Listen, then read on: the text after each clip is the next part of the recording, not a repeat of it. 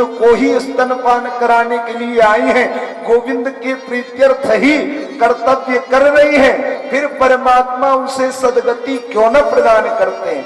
अरे जा सुनाम सुमिरत एक बारा, जा सुनाम सुमिरत एक बारा, जा सुनाम सुमिरत एक बारा, जा सुनाम सुमिरत अनख आलस, भावत भाव अनख आलस हूँ, भावत भाव अनख आलस, नाम जपत मंगल दिशि दसहु, नाम जपत मंगल दिशि दसहु, जा सुनाम सुमिरत एक बारा, जा सुनाम सुमिरत एक बारा। सुमिरत। परमात्मा ने पूतना को सुंदर सदगति प्रदान करी।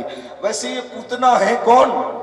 ये पूतना और कोई नहीं, पूर्व जन्म की बलि की पुत्री ही है, जो पूतना के स्वरूप में पधारी है। जब भगवान वामन अपने छोटे छोटे पांव से सुंदर स्वरूप बना करके उस भृगु कक्ष की ओर पधारे, बलि परमात्मा का स्वागत करने लगा, तो ये बलि की परा करके अपने आप को धन्य मानती। लेकिन जब परमात्मा ने मायावी छलिया स्वरूप धारण किया, विराट स्वरूप धारण करके बलि का सर्वस्व हरण कर लिया, वो मन ही मन विचार करती है कि यदि ऐसा दुष्ट पुत्र मेरा होता तो मैं उसे अपने स्तन में दुर्जर विष लगा करके उसका उद्धार कर देती। आज परमात्मा ने उसके दोनों विचारों को पूर्ण किया, दोनों कामनाओं को पूर्ण कर दिया। इस प्रकार से परमात्मा ने आज पूतना का उद्धार किया। बोले वृंदावन बिहारी लाल की। परीक्षित जी कहते महाराज और भी परमात्मा की कथाओं को सुनाओ। परमात्मा ने अवतार ग्रहण करके और भी जो सुंदर सुंदर लीलाओं को किया उसके विषय में बताओ। ये नावतारेण भगवान हरिश्वर करोति कर्ण रम्याणि मनोज्ञानि च न प्रभो। कोई भी उत्सव सहज भाव से नहीं करती है, चारों तरफ गोप ग्वाल नंद सबको बुलाती है और बुला करके सुंदर उत्सव करती। आज ठीक उसी प्रकार सारे गोप ग्वाल पधारे हैं कन्हैया के उस अन्नप्राशन संस्कार में, और गोविंद को एक पालने में लिटा करके एक बैलगाड़ी के नीचे ले जा करके लिटा दिया गया, और सारे जितने भी गोप ग्वाल हैं सभी नृत्य गीत आदि कर रहे हैं। परमात्मा वहां पर लेटे हुए मन ही मन विचार कर रहे हैं, बताओ मैंने अवतार ग्रहण किया कि इन गोप ग्वालों के चिंतन को मैं प्राप्त करूंगा, ये सब मेरे स्वरूप का दर्शन करेंगे, मुझ परमात्मा में अपने मन की रति को लगाएंगे, लेकिन ये तो मुझ परमात्मा का कोई ध्यान ही नहीं कर रहे हैं। ये तो सब अपने ही उत्सव में निमग्न हैं। और इधर देख रहे हैं उस बैलगाड़ी के ऊपर सकटासुर मामा भी आकर के विराजमान है। परमात्मा ने कहा यही अवसर सुंदर है, इसी में मामा का भी उद्धार कर देते हैं और सारे गोप ग्वालों का ध्यान भी अपनी ओर खींच सकते हैं। परमात्मा ने अपने एक पांव को बढ़ाया और बढ़ा करके ज्यों ही पादम प्रहार किया, वो बैलगाड़ी अंतरिक्ष मार्ग से भ्रमण करते हुए आई, पृथ्वी पर गिर पड़ी, बैलगाड़ी टूट गई और उस सकटासुर का उद्धार हो गया। यशोदा मैया आई, अपने बालक को उठा करके गोद में ले लिया, ब्राह्मणों से स्वस्ति वाचन कराया है। बड़ा सुंदर सुंदर लीलाओं को गोविंद करते चले जा रहे हैं। धीरे धीरे गोविंद जब 8 माह के हो गए तो गोविंद ने प्रथम बार अपने मुख से अपनी यशोदा मैया को मैया शब्द कह करके संबोधित किया। माता की प्रसन्नता का कोई ठिकाना न रहा। माँ यशोदा दौड़ दौड़ करके जाती और सारे गोप ग्वालों से कहती, रे तुम जानते हो ये मेरा कन्हैया मुझे मैया कहता है, मुझे माँ कह करके बुला रहा है। और सारे गोप ग्वाल उसी उत्सव में निमग्न हो जाते हैं। कहने लागे मोहन मैया मैया, कहने लागे मोहन मैया मैया कहने लगे मोहन, मैया मैया कहने लगे मैया मैया नंद मेहर शोभा बार बाबा, नंद मेहरे सो बाबा रे बाबा, नंद मेहर शोभा बार बाबा, नंद मेहरे सो बाबा रे बाबा, अरोहन धरे सो भैया, अरोहन धरे सो भैया, भैया भैया कहने लगे मोहन, मैया मैया कहने लगे मैया मैया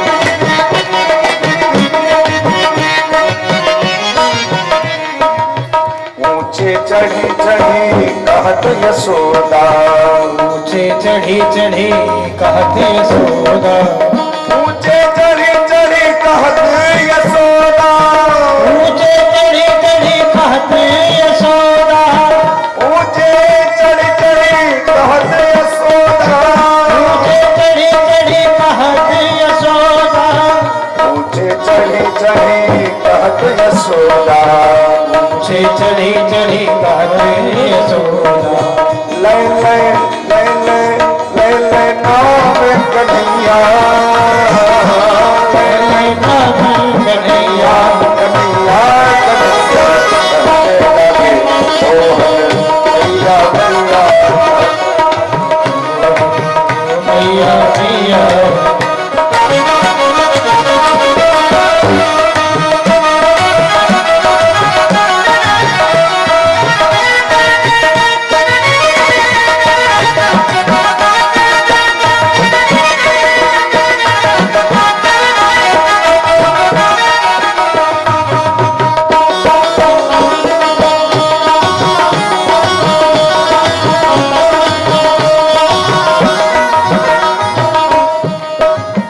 पूरी खिलने जन जागो लाल रे, निकलने जन जाओ लाल रे, पूरी खिलने जन जागो लाल रे, निकलने जन जाओ लाल रे, जागो लाल बती जागो लाल रे, मत जाओ लाल रे, पूरी खिलने जन जागो लाल रे, निकलने जन जाओ लाल रे, मारेगी मारेगी मारेगी काहों की गैया, मार्ग का हो कि गैया, मारेगी काहों की गैया, गैया गैया भैया कहने लगे मैया मैया कहने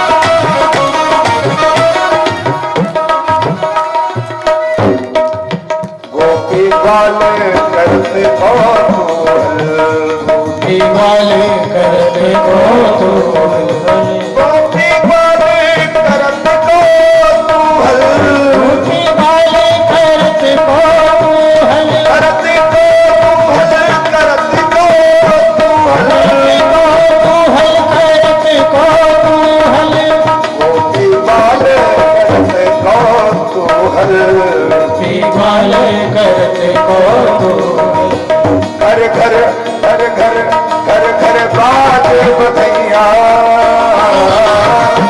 बाजे बधैया घर घर बात बधैया, बधैया बधैया कहने लगे मैया मैया कहने लगे मैया मैया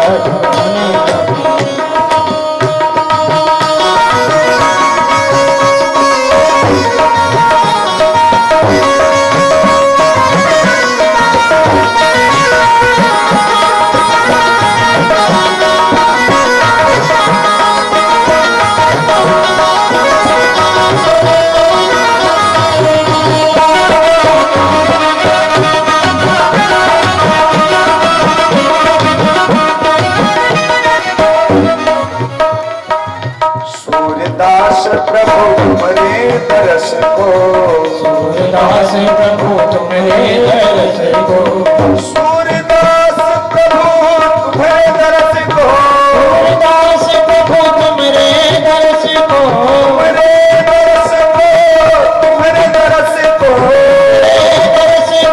तुम्हारे दर्श को सूरदास प्रभु तुम्हारे दर्श को सूरदास प्रभु तुम्हारे दर्श को चरणन चरणन चरणन की बहे दैया चरणन की बले दैया चरणन की बहे दैया दैया दैया मोहन मैया मैया कहने लगे मैया मैया कहने लगे मैया मैया मेरे सो बाबा रे बाबा मेरे सो बाबा रे बाबा बाबा रे बाबा बाबा बाबा बाबा रे बाबा बाबा मेरे सो बाबा रे बाबा मेरे सो बाबा रे बाबा हर हर हर सो भैया हर हर हर सो भैया हर हर हर सो भैया भैया भैया भैया भैया मैया मैया कहने लगे मैया मैया कहने लगे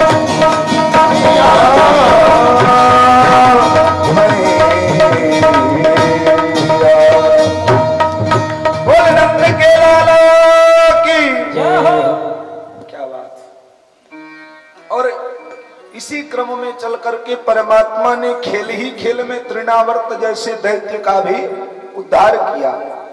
आगे की लीलाओं में बताते हैं कि जब कन्हैया 1 वर्ष के हो गए हैं, इधर वसुदेव जी जो कारागार में पड़े हुए हैं, उन्हें भी अपने पुत्र के संस्कार की चिंता लगी रहती है।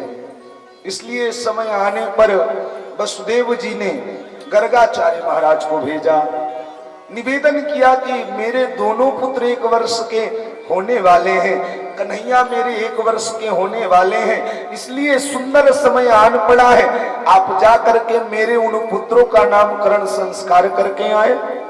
गर्गा पुरोहितो राजन यदूनाम सुमहातपा ब्रजम जगामनंदस्य वसुदेव प्रचोदितः। वसुदेव जी के निवेदन करने पर गर्गाचार्य महाराज पधारे हैं ब्रजमंडल को।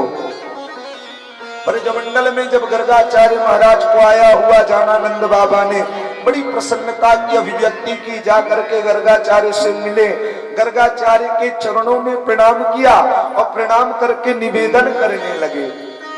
नंद बाबा कहते गर्गाचार्य जी, त्वम ही ब्रह्म विदाम श्रेष्ठो संस्कारान् कर्तुमर्हसि बालयोरनयोर्नृणाम् जन्मना ब्राह्मणो गुरुः। हे महाराज गर्गाचार्य जी, त्वम ही ब्रह्म विदाम श्रेष्ठ, आप ब्रह्म को जानने वालों में अग्रणी हैं, श्रेष्ठ हैं, और संस्कारान कर्तुमर्हसि, संस्कार करने में भी आप परम कुशल हैं। इसलिए मैं आपके चरणों में निवेदन करता हूँ, मेरे घर भी 2 पुत्रों की प्राप्ति भई है, आप क्यों न चल करके मेरे उन दोनों पुत्रों का नामकरण संस्कार कर दे। गर्गाचार्य महाराज ने कहा, नंद बाबा बात तो ठीक कहते हो, लेकिन मैं तुम्हारे बालकों का नामकरण संस्कार नहीं करूंगा। कारण पूछा, क्यों आप मेरे बालकों का नामकरण संस्कार नहीं करोगे? गर्गाचार्य महाराज ने कहा, नंद बाबा आपको पता नहीं है, यदूनामहमाचार्यः ख्यातस्य भुवि सर्वतः, मैं यदुवंशियों का आचार्य हूँ और धरा में इसी विषय से मैंने ख्याति प्राप्त की है, ख्यातश्च भुवि सर्वतः। और यदि मैंने आपके बालकों का नामकरण संस्कार किया, अब क्योंकि आप कोई भी उत्सव हो सहज तो मनाते नहीं हो, खूब चिट्ठी पत्री छपती है चारों तरफ के, कोठियां ही से लेके पूरे गंगाराम सबको बुलाते हो, साधारण तो करते नहीं हो। और यदि नहीं जाना जाता ये बात उस पापमती भोजराज कंस को पता चल गया तो मैं ये नहीं चाहता कि मेरे कारण तुम्हारे उन पुत्रों को किसी प्रकार का कष्ट प्राप्त हो, इसलिए मैं नामकरण संस्कार नहीं करूंगा। अरे नंद बाबा ने कहा महाराज आप जैसे कहोगे मैं वैसे करूंगा, आप कहो तो मैं सूक्ष्म करूं, आदेश किया ठीक है मैं करूंगा तो, लेकिन शर्त एक ही होगी। क्या? यदि आप अपने बालकों का नामकरण संस्कार गौशाला में करवाने को तैयार हो तो। नंद बाबा ने कहा बिल्कुल हम गौशाला में ही करवाएंगे। दौड़े दौड़े नंद बाबा आए, नंद रानी यशोदा से कहते देवी जानती हो हमारे यहाँ एक श्रेष्ठ विद्वान पधारे हैं गर्गाचार्य महाराज, और मैंने विचार किया है कि क्यों ना बालकों का लगे हाथों नामकरण संस्कार करवा दूं, रोहिणी मैया के पुत्र का और अपने पुत्र का दोनों का नामकरण संस्कार हो जाएगा। देवी यशोदा ने कहा कहते तो ठीक हो, लेकिन ना कोई चिट्ठी ना कोई पत्री ना कोई निमंत्रण, ये साधारण पुत्र थोड़े हैं, ये नंदरानी माँ यशोदा के लाला हैं, इतने सहज भाव से नामकरण संस्कार संभव नहीं है। नंद बाबा समझाते देवी इसीलिए तो वो करने को तैयार नहीं है नामकरण संस्कार, लेकिन जानती हो बड़ी ज्ञानी है, ज्ञान में अग्रणी है, ज्ञानी नाम अग्रगण्यम, लगे हाथों करवा लो, ऐसा अवसर पुनः प्राप्त होने वाला नहीं है।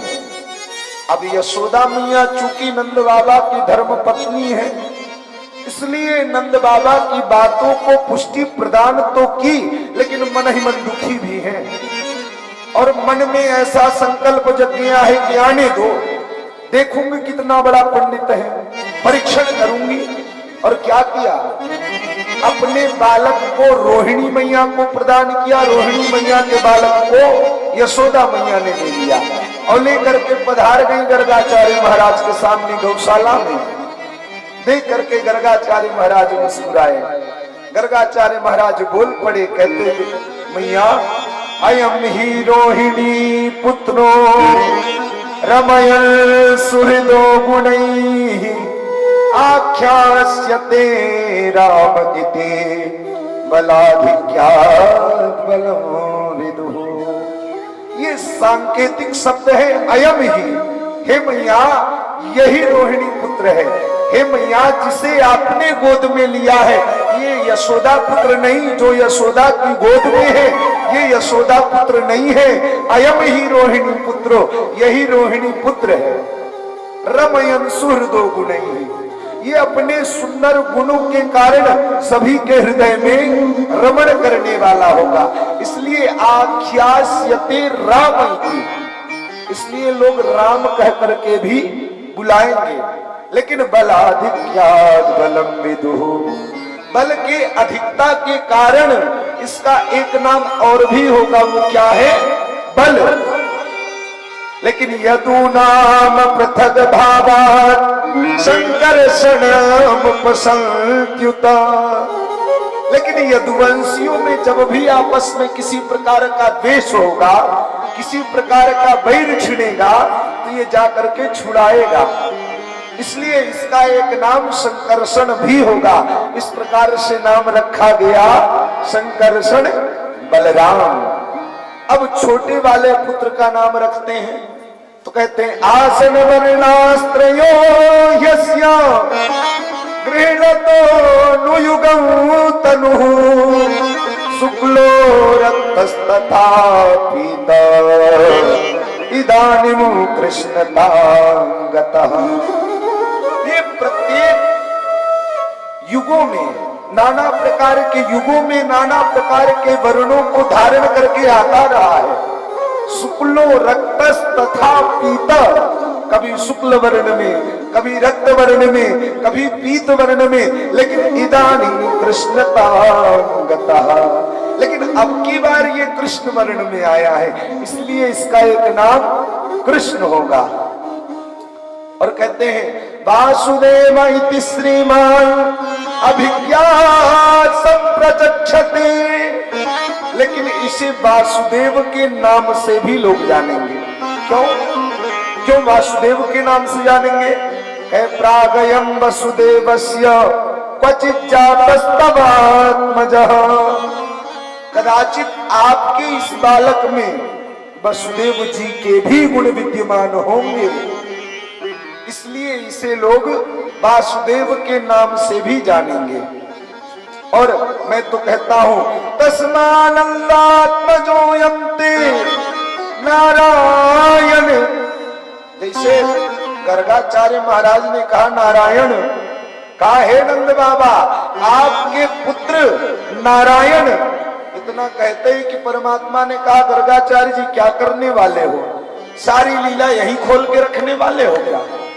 निकाल करके दाहिना पांव एक पाद प्रहार किया, गर्गाचार्य मुस्कुराए, बात को पलट दिया, कहा नारायण समो गुणैः, ये नारायण के समान गुण वाला होगा। और श्रिया कीर्त्यानुभावेन गोपायस्व समाहितः, अपने श्री कीर्ति के अनुसार प्रत्येक गोप गोपियों के हृदय में रमण करने वाला हो गया। इस प्रकार आज दोनों बालकों का नामकरण संस्कार हो गया है। अब तो दोनों बालक धीरे धीरे बड़े हो रहे हैं। एक दिन की बात, एक युवा गोपी, युवती गोपी नंद महल के द्वार से निकल रही थी। सो नंद द्वार में झांक करके देखा तो छोटे से कन्हैया नग्न अवस्था में गोधूलि धूसरित होकर के उस नंद के आंगन में खेल रहे थे। रसखान जी ने बड़ा सुंदर पद में लिखा है धूरी भरे अति शोभित श्यामजू, कैसी बनी सिर सुनर चोटी, खेलत खारत फिरे अंगनाजू, पग पैजनि बांधत पीरी कछोटी, वा छवि को रस खान विलोकत, भारत काम कला निधि कोटि, काग के भाग को का कहिए, हरि हाथ सुले गयो माखन रोटी। परमात्मा नग्न अवस्था में है, गोधूलि धूसरित है, हाथ में वो रोटी लिए हुए हैं और लंबी सी चुटिया बना करके मैया ने बांध दिया है और नंगे नंगे पांव से उस आंगन में नाच रहे हैं। उस गोपी ने परमात्मा के ऐसे माधुर्य स्वरूप का दर्शन किया। दर्शन करके गई, अन्यान्य जो गोपियां थी सबको एकत्र किया और एकत्र करके बोल पड़ी, शरणु सखी कौतुक में कम नंदनी के तांगणे मया। हे गोपी, अभी अभी मैंने एक कौतूहल देखा। क्या? नंदनी के तांगणे मया, नंद के उस महल में नंद लाला को देखा।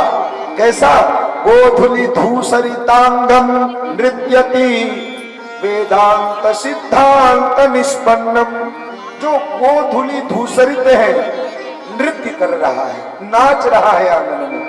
वेदांत भी जिसके नेति नेति गान करते हैं, ऐसे परमात्मा स्वरूप का मैंने दर्शन किया। अभी गोपियों ने कहा रे तू बड़भागी है, तू दर्शन करके आई, लेकिन हम सब कैसे दर्शन करें? हम सबको तो कोई उपाय प्रतीत हो नहीं रहा है। उनमें जो सबसे ज्येष्ठ गोपी थी उसने सुंदर मार्ग बताया, उपाय बताया। कहा क्यों नहीं ऐसा करती कि चल करके अपने अपने घर में जो मक्खन से भरी मिटिया है उसे फोड़ देते हैं, और जब घर की बड़ी माताएं आए तो उन्हें बता देंगी कि ये नंद के लाला ने किया है।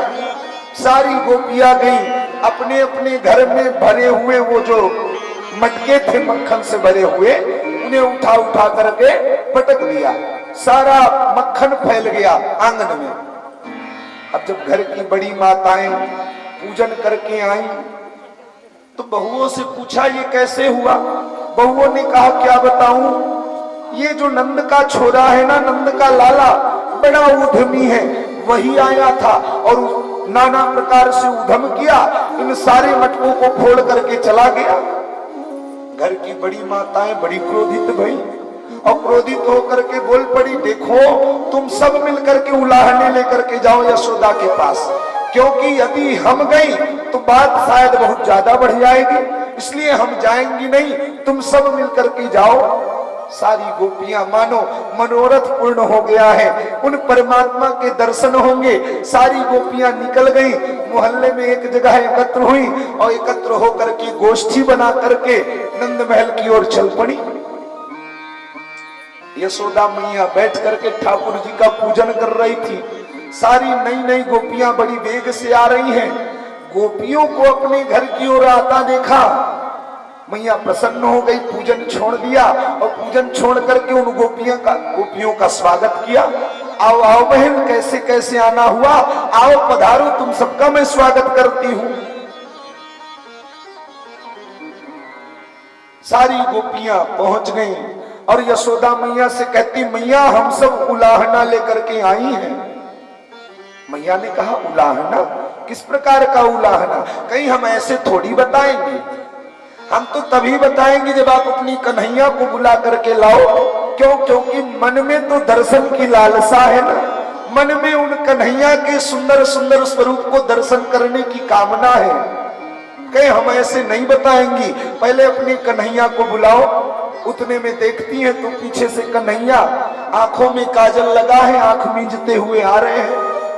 सारी गोपियों ने जब कन्हैया का दर्शन किया तो मैया को घेर लिया।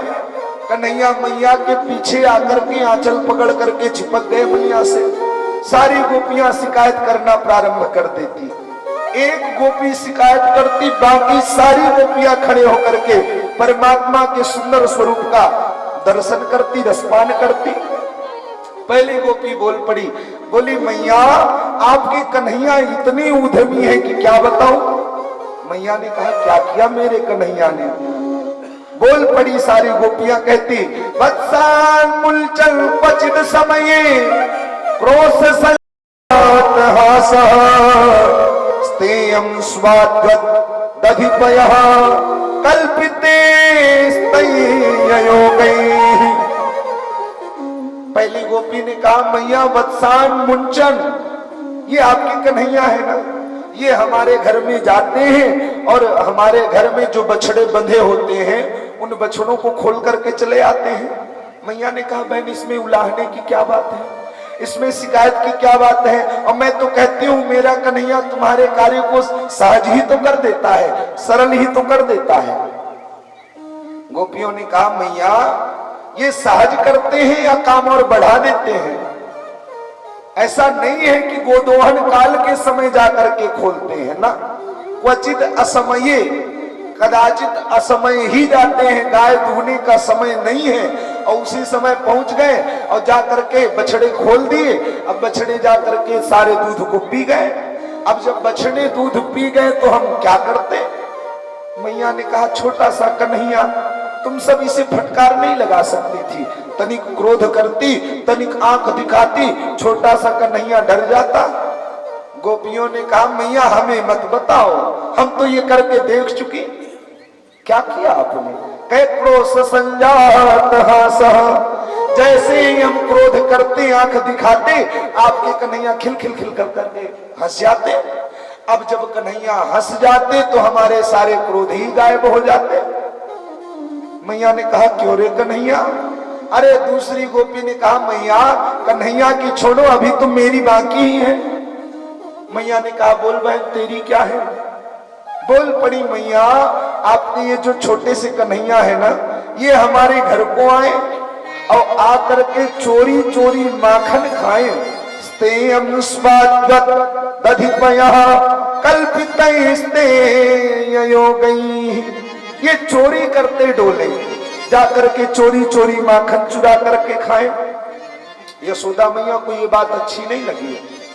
यशोदा मैया विचार करती है, जिस नंद रानी के महल में स्वयं लाखों गाय हैं और उसके पास कोई थोड़े से माखन के लिए उलाहना लेकर के आए। यशोदा मैया ने कहा, देखो बहन ये बात मुझे अच्छी नहीं लगी। अरे यदि मेरा कन्हैया तुम्हारे घर से थोड़ा माखन खाए तो बदले में हमसे माखन लेकर के जाओ। और मैं तो कहती हूं कि कन्हैया को चोरी करने ही क्यों दो, प्रेम से बैठा करके खिलाओ, प्रेम से खिलाओ। जितना हमारे कन्हैया तुम्हारे माखन को खाए उतना माखन तुम हमसे लेकर के जाओ। गोपियों ने कहा मैया आप तो व्यर्थ ही नाराज होती हैं, विषय ये नहीं है कि आपके कन्हैया माखन खाएं, विषय ये है कि ये तो चोरी करते दोनों। मैया ने कहा प्रेम से कहो बैठ करके खाए। गोपियों ने कहा ऐसा भी नहीं कि मैंने कहा नहीं, मैंने तो कहा कन्हैया जब तुम्हें माखन खाने की आवश्यकता हो तुम आकर के हमसे प्रेम से मांग लो, और तुम मांगोगे तो हम तुम्हें निकाल करके देंगे और तुम प्रेम से खाना। लेकिन मैया जानती हैं आपके कन्हैया क्या कहते हैं, आपके कन्हैया कहते हैं गोपियों जो चोरी के माखन में स्वाद आए ना वो प्रेम से दिए हुए माखन में स्वाद नहीं आता है। इतने उद्यमी कन्हैया। मैया कन्हैया की ओर देखने लगी, तब तक तीसरी गोपी बोल पड़ी मैया मेरी भी सुनो। मैया ने कहा बोल बहन तेरी क्या है। गोपियों ने कहा मैया आपके कन्हैया मेरे घर तो माखन चोरी करके खाए, मुझे इस बात का बुरा नहीं लगता है, खूब खाएं, ठाकुर कृपा है, घर में गायें हैं, खूब दूध होता है, खूब माखन खाएं, इस बात का दुख तो नहीं है। लेकिन दुख किस बात का है, कहे मरकान भोक्ष्यं विभजति सा चेन्नाति भांडो भिनत्ति। खुद तो खाए ही, अपने सखाओं को खिलाए ही, और भी बंदरों को बुला बुला करके खिलाए। मरकान भोक्ष्यं, अच्छा इतना भी हो तो भी ठीक है, खुद खाया कोई बात नहीं, सखाओं को खिलाया तो भी कोई बात नहीं, बंदरों को खिलाया तो भी कोई बात नहीं, लेकिन धन्य है आपके कन्हैया, खाया सो खाया। अब जब खाने के बाद मन भर गया तो उठा उठा करके चेन्नाति भांडव भिनत्ति, उठा उठा करके मटकियों को पटक दिया, सारी मटकियों को फोड़ दिया, सारे माखन फैल गए घर में। मैया ने कहा बहन यदि इतना उधम करता है तो तुम ऐसा क्यों नहीं करती कि छीके बनाओ। छीका तो सब समझते ही होंगे, कहो माता जी लोग छीका समझती है। हाँ पुरानी वाली जरूर ही समझत होंगे, नई वाली सब भूल गई होंगी। छीका जो हाथ से बना करके ऊपर टांगा जाता था, पहले कच्चे घर होते थे, तो वीआईपी मकान बनने लगे हैं, पहले कच्चे घर हो और उस घर में टांग दिया जाता था छीका। कहे बहन यदि इतना उधम करे तो क्यों न छीके बनाओ और छीके में ले जा करके माखन को टांग दो। छोटे से कन्हैया जब ऊंचे में टंगा रहेगा तो कैसे जाएंगे। गोपियों ने कहा मैया हमें मत बताओ, हम तो वो भी करके देख चुके। क्या किया, कहे द्रव्यालाभे सगृह कुपितो यात्युपक्रोशतोकान हस्ताग्राह्यो रचयति विधिं पीठ पोलू खलाद्यै। हमने हाथ से उस छीके का निर्माण किया और निर्माण करके छीके में माखन टांग दिया। लेकिन आपकी कन्हैया ने क्या किया पता है, पीठ पोलू खलाद्यै, उलूखल को खींच करके लाए और नीचे उलूखल खड़ा करके स्वयं चढ़ गए और चढ़ करके खुद तो खाए, नीचे भी डिस्ट्रॉय कर पहुंचाते जाए, खुद भी खाए, सखाओं को भी खिलाए। एक दिन मुझे और भी गुस्सा लगी, तनिक और ऊंचाई में टांग दिया। सो धन्य है आपके कन्हैया, अपने सखाओं को लेकर के पहुंच गए। नीचे पहला सखा, उसके ऊपर दूसरा, उसके ऊपर तीसरा और सबसे ऊपर स्वयं चढ़ जाते और चढ़ करके सारा माखन खाते जाते। इस प्रकार से इतने उद्यमी है आपके कन्हैया। अब मैया समझ तो रही है ना कि 2 वर्ष का कन्हैया मेरा इतने उद्यम कैसे कर सकता है। अब मैया भी आनंद रस का पान करने लगी और पूछती आती फिर बहन, और गोपियां बनावटी बातें बताती जाती। सारी गोपियों ने शिकायत किया, मैया ने कहा बस हो गई। अरे सबसे लास्ट में छोटी वाली गोपी तो बोल पड़ी, गई मैया अभी मेरी तो बची ही रह गई, बाकी ही रही, मेरी भी सुनो ना। मैया ने कहा बोल बहन तेरी क्या बात है। बोल पड़ी मैया अभी कुछ दिन पहले हमारे पतिदेव का और हमारा वर्षगांठ था, जिसको एनिवर्सरी कहते हैं। एनिवर्सरी, वही वर्षगांठ, वैवाहिक वर्षगांठ।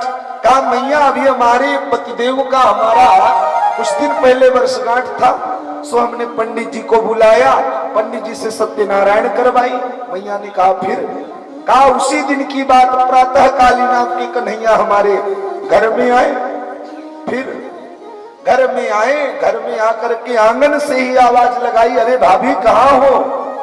सो मैंने बोल दिया कन्हैया अंदर आ जाओ, रसोई में आ जाओ, मैं रसोई में हूँ। कन्हैया घूमते घूमते पहुंच गए रसोई में।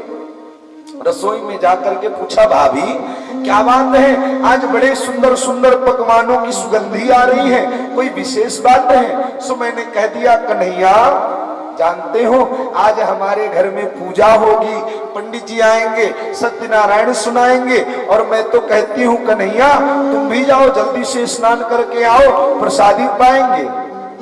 पता है मैया आपके कन्हैया ने क्या कहा? मैया ने कहा क्या कहा? आपके कन्हैया ने कहा भाभी हमें ऐसा वैसा मत समझो, हम तो प्रातः ही स्नान कर लेते हैं, हम तो स्नान करके आए हैं, लेकिन भाभी एक बात बताओ ये तुम्हारे भगवान कहाँ है? सो मैंने बता दिया कन्हैया आंगन में पीढ़े के ऊपर ठाकुर जी रखे हैं। पता है मैया आपके कन्हैया ने क्या किया?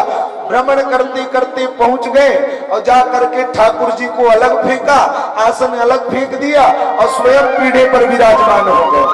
और विराजमान होकर के कहते भाभी प्रसाद लाओ, ठाकुर जी विराजमान है, सत्यनारायण को भोग लगाओ।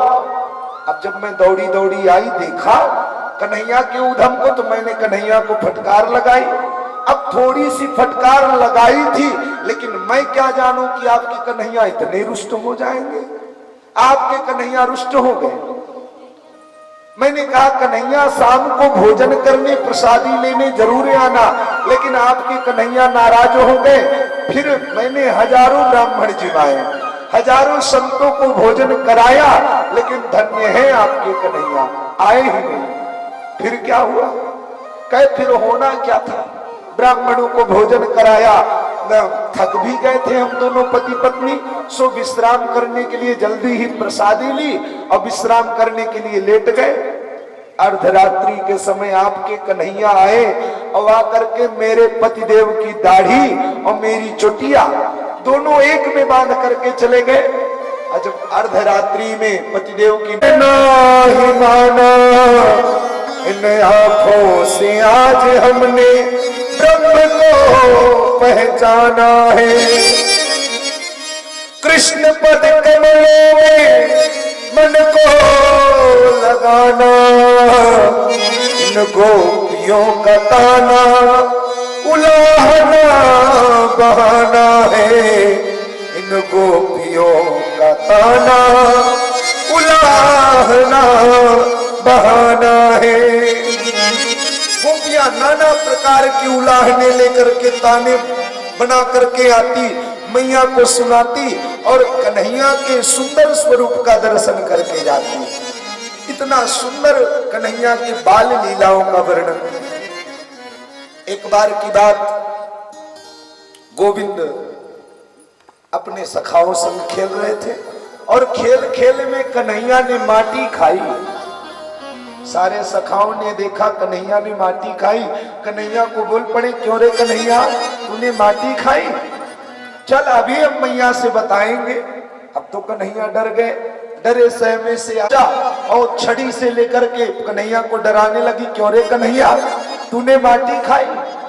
कन्हैया छोटे से कन्हैया तुतली वाणी में तुतराते हुए बोल पड़े मैया नाम भक्षितवानम्बा सर्वे मिथ्याभिशंसिनः यदि सत्य गिरस्तरहि समक्षं पश्य मे मुखं। हे मैया मैंने माटी नहीं खाई, हम नहीं हूं, मेरे मुख में देखो क्या मैंने माटी खाई है? मैया कन्हैया के कानों को पकड़ करके मुरेड़ करके रखा है और छड़ी से डराते हुए कन्हैया के मुख को खुलाया, और ज्यों ही मुख को खुलाया विचित्र दृश्य देखा। कैसा दृश्य? देखते हैं कि संपूर्ण विश्व ही मानो कन्हैया के मुख में समाहित है। सप्त द्वीप समाहित है। सातों द्वीप में 9 वर्ष है। 9 वर्षों में भारतवर्ष है। भारतवर्ष में उत्तर प्रदेश है। उत्तर प्रदेश में ब्रजमंडल है। ब्रजमंडल में नंदगांव है। नंदगांव में नंद रानी माँ यशोदा का महल है। और माँ यशोदा के महल के द्वार पर माँ नंद रानी यशोदा कन्हैया के कान को पकड़ करके उन्हें दंडित कर रही है। सब कुछ कन्हैया के मुखमंडल में दिख रहा है। मैया डर गई। मैया नेत्र बंद करके विचार करने लगी। किम स्वप्न एता दुत देव माया किम्बा मदियो बत बुद्धि मोहा। अथो देखने लगे और देख करके विचार करने लगे, हो न हो ये जरूर कुछ गड़बड़ हुआ है। और ध्यान लगा करके देखा तो गोविंद के कानों में कौन निवास करता? ऐश्वर्यमयी माया। ऐश्वर्यमयी माया गोविंद के कानों में निवास करती।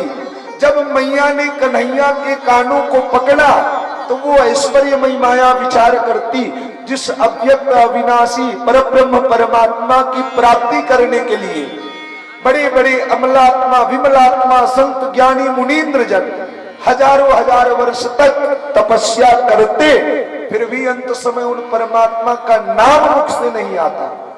उन परमात्मा का अव्यक्त अविनाशी का ये यशोदा सहज भाव से कान किस प्रकार से मरोड़ रही है। सो उसने अपनी माया का प्रभाव दिखाया। लेकिन गोविंद ने जब जाना, उस ऐश्वर्यमयी माया को फटकार लगाई। ऐश्वर्यमयी माया ने अपनी माया को समेट लिया। पुनः जब मैया ने देखा तो जैसे का तैसा है कन्हैया। मैया ने आनंद में आकर के कन्हैया को हृदय से लगा लिया। गोविंद नाना प्रकार की लीलाओं को करते। उलूखल में बंधने की लीला को किया और अघासुर बकासुर जैसे घोर दैत्यों का उद्धार किया। गोविंद गोचारण करने जाते, मैया से कहते, मैया मैं गोचारण करने जाऊंगा। मैया कहती, कन्हैया तू अभी छोटा सा तो है, इतनी बड़ी बड़ी गायें तो किस प्रकार से चराने लेके जाएगा? कन्हैया कहते, नहीं मैया मैं छोटे बछड़ों को ही चराऊंगा, लेकिन जाऊंगा जरूर चराने के लिए। सारे ग्वाल बाल सखा गोष्ठी बना करके छोटे गाय बछड़ों को लेकर के गोचारण करने जाते। और गोचारण करने जाते तो सारे सखा मिलकर के एक साथ भोजन करने बैठते। और प्रायः गोविंद की ये मनस्थिति होती कि गोविंद अपने घर से लाए हुए भोजन को कभी नहीं ग्रहण करते। अपने उन सखाओं के घर से लाए हुए भोजन को ग्रहण करते। विचार करते कि ये मेरे सखा सभी कितने गरीब हैं, निर्धन हैं, ये कभी इस प्रकार के पकवान को खाने के लिए तो पाते नहीं होंगे। और मैं इनके घर के पकवान को नहीं प्राप्त करता, सो मैं इनके घर के पकवान को खाऊं, ये मेरे घर के पकवान को। सारे अपने अपने घर के पकवानों को बदल बदल करके खाया करते। ये व्यवस्था कई दिनों से चली आ रही है। और गोविंद के इन सभी सखाओं में एक ब्राह्मण सखा भी है जो सबसे निर्धन है। नाम है मधुमंगल। और जिसके पिता है नहीं, पिता का देहांत हो गया है। घर में केवल मैया और बेटा केवल 2 प्राणी रहते। और माता की भी मनस्थिति ऐसी होती कि मैया ज्यादातर समय भगवत भजन में निकालती, ज्यादातर भगवान के नामों का उच्चारण करने में ही समय गंवाती। एक दिन की बात, सारे सखा गोचारण करने आए हुए हैं। सारे सखाओं ने अपने अपने घर का भोजन निकाला, गोष्ठी बना करके बैठ गए। और बैठ करके भोजन निकाल करके भोजन करने को उद्यत हुए। और सारे सखाओं ने अपने अपने घर के भोजन को गोविंद के सामने रखा। कन्हैया मेरे घर की प्रसादी पाओ ना, देखो आज मेरी मैया ने ये बनाया है।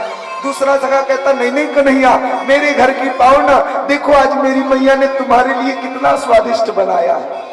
लेकिन ये मधुमंगल कभी न कहता कि कन्हैया मेरे घर की प्रसादी पाओ, क्योंकि निर्धन है क्या घर में जो गोविंद को खिलाए। गोविंद बोल पड़े, सखाओ आज तो मैं मधुमंगल के ही घर का आया हुआ भोजन ग्रहण करूंगा। सुनते ही मधुमंगल सजल नेत्र हो गया। धन्य है कन्हैया, जो नंदराय का पुत्र है, जो ब्रजमंडल के राजा का पुत्र है, वो कन्हैया इस मधुमंगल के घर के लाए हुए भोजन को ग्रहण करेगा। सजल नेत्र हो गया, आनंद से निमग्न होकर के दौड़ा दौड़ा गया और जाकर के मैया से कहता, मैया क्या कुछ भोजन बनाया है आज? प्रायः स्थिति तो ऐसी ही होती कि एक दिन भोजन बने सो 2 दिन खाए।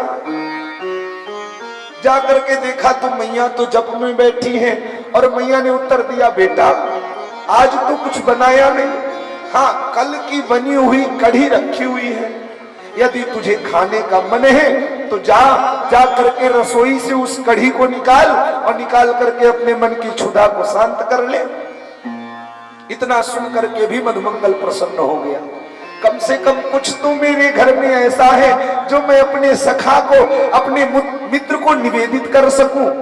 उस कढ़ी की मिटिया को उठाया और लेकर के बड़ी वेग से भागता हुआ चला आ रहा है, लेकिन मन में विचार संकल्प विकल्प चल रहा है और कुछ समीप पहुंचा ही था कि अचानक रुक गया और रुक करके विचार करने लगा, मेरा कन्हैया नंद राय का लाला है और मैं किस प्रकार से उसे ये बासी कढ़ी खिलाऊंगा। मैं क्या बताऊंगा कि कन्हैया मेरे घर में कुछ बना ही नहीं सो मैं बासी कढ़ी खिला रहा हूं। कदाचित ये खिलाना उचित भी नहीं होगा और मैं तो चलूंगा और चल करके कह दूंगा, कन्हैया भैया आज मेरे घर तो कुछ बना ही नहीं, मैं तुझे क्या खिलाता और क्यों न इस कढ़ी को मैं ही पी लूं।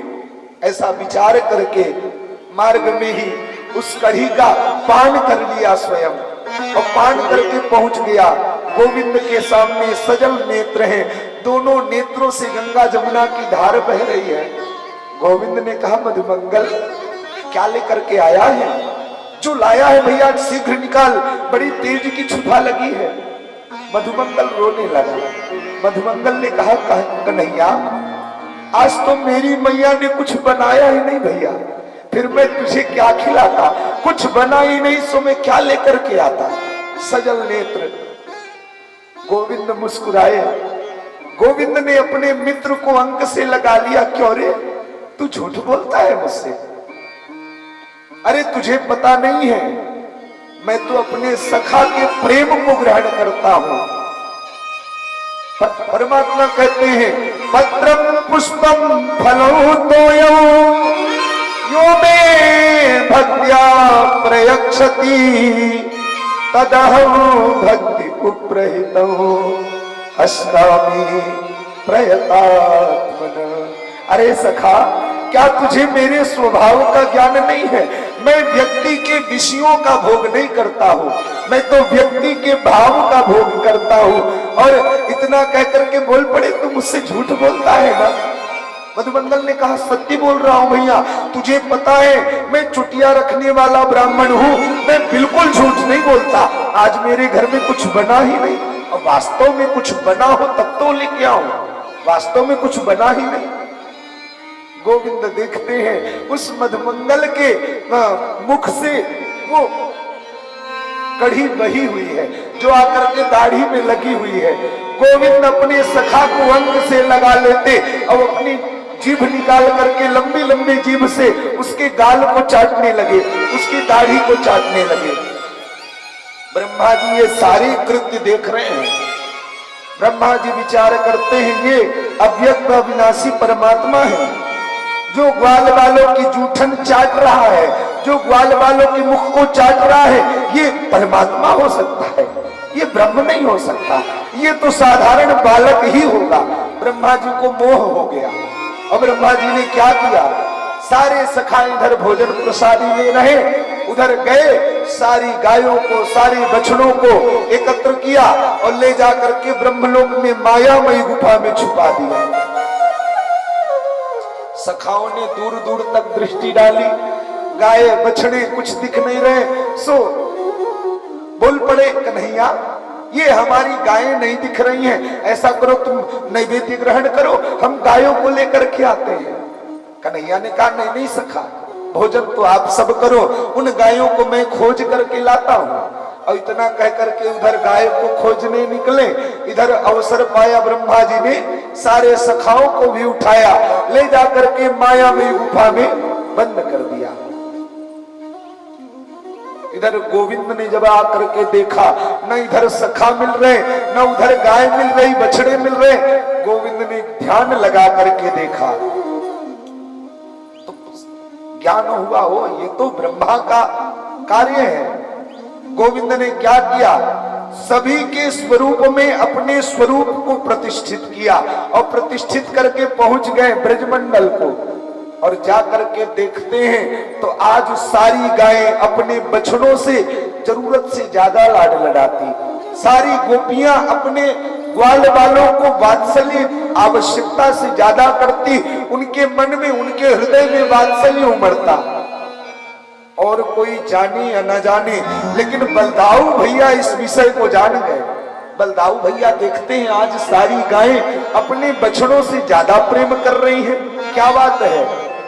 और ज्यों ही नेत्र बंद करके देखा तो उन सब में परमात्मा का स्वरूप ही दिख रहा है, लेकिन उन सारी गोपियों को अपने पुत्र ही दिख रहे हैं, उन सारी गायों को अपने बछड़े ही दिख रहे हैं। क्यों?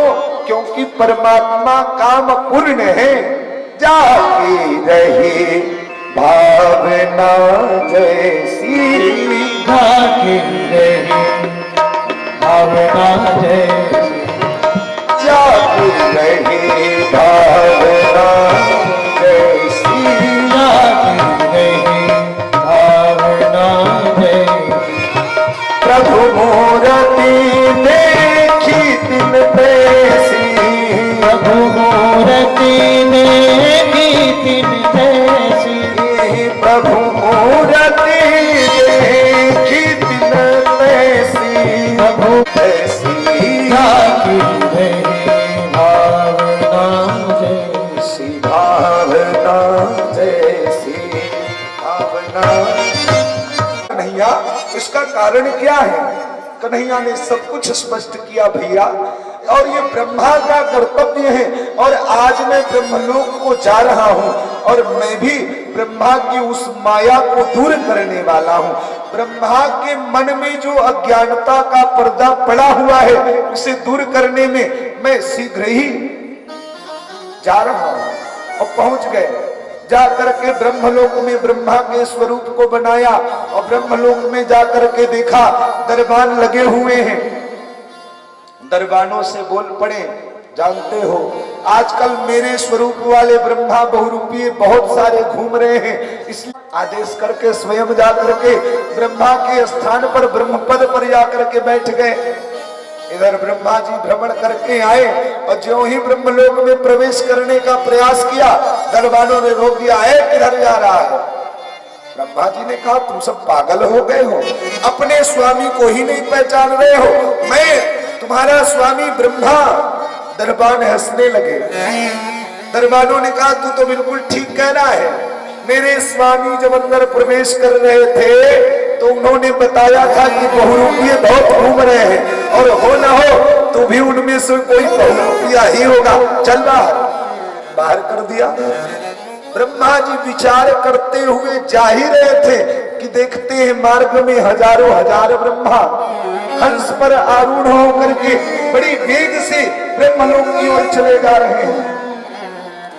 ब्रह्मा जी ने बहुत तेरा प्रयास किया रोकने का, भैया तनिक रुक जाओ, तुम सब कहां जा रहे हो? कोई ब्रह्मा रुका नहीं। बड़ा याचना करने पर एक ब्रह्मा रुका और उसने कहा, आपको पता नहीं है, पूर्व जो ब्रह्मा है उसका पदच्युत होने वाला है और उसके स्थान पर नए ब्रह्मा का चुनाव होने वाला है, हम सब वहीं जा रहे हैं, ना जाने इस पर गोविंद की करुणा हो जाए। उसे बराया गुंजावतं सपरिपीक्षल मुखाय वन्यस्त्रजे कबलवेत्र विषाण वेणु लक्ष्म श्रिये मृदुमदे पशुपांग जाय। हे परमात्मा, आप मायापति हैं और मायापति परमात्मा की ऐसी विकराल माया कि लक्ष्मण श्री मृदुमदे पशुपांग जाय। वो लक्ष्मी जो सदैव निरंतर आपकी चरण सेवा में रत रहती, वो लक्ष्मी भी आपकी माया को समझ नहीं पाती। बड़े बड़े अव्यक्त अविनाशी अभिलात्मा परमात्मा ज्ञानी मुनीन्द्र जन जो हजारों हजार वर्ष तक उल्टे लटक करके तपश्चर्या में लगे रहते, कदाचित वो भी आपकी माया को समझ नहीं पाते। फिर मैं ब्रह्मा, जिसकी आयु भी सुनिश्चित है, वो ब्रह्मा आपको किस प्रकार से पहचान पाता? प्रभु, मेरी धृष्टता को क्षमा करें। और कहते हैं, पूरे हमोमल बहवो प्रियोगिल पतर विदेहा निज कर्म लब्धया। इस पृथ्वी लोक में ना जाने कितने बड़े बड़े संत मुनीन्द्र जन, बहवो योगी, बहुत से बड़े बड़े योगी भी आपकी माया से परे रहते, फिर ये ब्रह्मा आपकी माया को किस प्रकार पहचान पाता? मायापति, मेरे इस धृष्टता को क्षमा कर।